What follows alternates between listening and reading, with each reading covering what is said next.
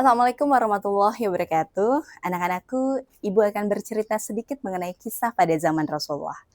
Ini adalah kisah tentang Tolha. Pada zaman itu, Sayyidina Umar ingin membuat majelis syuro. Beliau memanggil 6 orang yang sudah dijamin masuk surga. Satu persatu dipanggil, dites apakah pantas untuk menjadi seorang pemimpin. Lalu Tolha pada saat itu merasa yakin sekali. Karena beliau lebih awal masuk Islam dibandingkan Umar bin Khattab dan juga telah melindungi Rasulullah ketika di perang Uhud.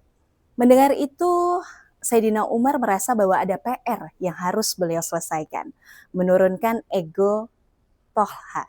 Tolha saat itu curhat, berkunjung ke rumah Rasulullah dan ngobrol dengan Ibunda Aisyah. Melihat itu, Rasulullah sangat cemburu. Walaupun Ibunda Aisyah adalah sepupu dari Tolha, tapi Rasulullah merasa tidak nyaman. Beliau memberi kode keluar masuk rumahnya sebanyak 3 kali. Namun Tolha tidak paham. Akhirnya Umar bin Khattab saat itu mengusir Tolha. Tolha menyeletuk, kenapa saya diusir? Apakah saya tidak boleh berbincang dengan sepupu saya sendiri? Begitu mungkin kira-kira bahasanya Tolha. Dan saat itu pula turunlah Quran surat Al-Ahzab ayat 53.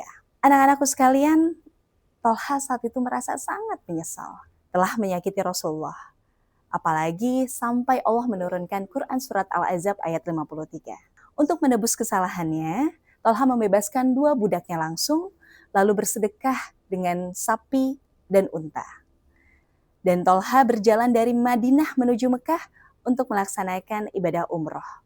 Dan rencananya Tolha akan kembali ke Madinah untuk meminta maaf kepada Rasulullah. Namun sayang beribu sayang, ketika kembali ke Madinah, Rasulullah telah wafat. Ada beberapa hikmah yang kita perlu pelajari dari kisah ini.